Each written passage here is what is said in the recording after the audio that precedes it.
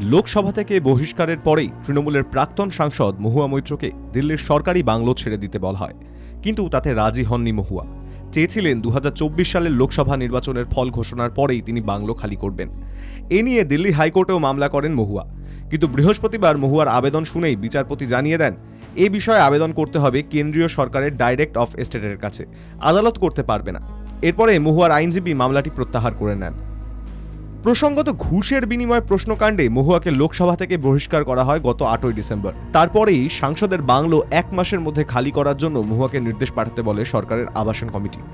ওই মর্মে তারা একটি চিঠি পাঠায় কেন্দ্রীয় আবাসন এবং নগরোন্নয়ন মন্ত্রককে। তারপর গত 11ই ডিসেম্বর মহুয়াকে বাংলো ছাড়ার নির্দেশ দেওয়া হয়। সময় বেঁধে দেওয়া হয় 7ই জানুয়ারি পর্যন্ত।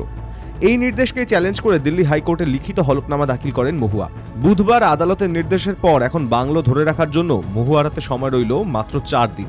মহুয়ার আবেদন 2024 সালের লোকসভা ভোটের ফল ঘোষণা পর্যন্ত যাতে তিনি সরকারি বাংলোয় থাকতে পারেন, সেই নির্দেশিকা দিক আদালত।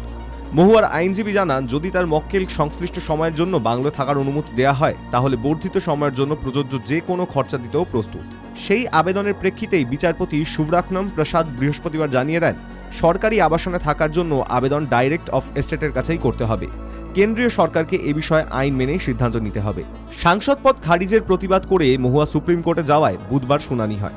আদালত বুধবার লোকসভা সচিবালয়কে নোটিশ দিয়েছে। 2 সপ্তাহ সময় দেওয়া হয়েছে সচিবালয়কে। এর মধ্যে মহুয়াকে লোকসভা থেকে বহিষ্কারের বিষয়ে বক্তব্য জানাতে হবে তাদেরকে। মামলার পরবর্তী শুনানি হবে আগামী 11ই মার্চ। Hi News network.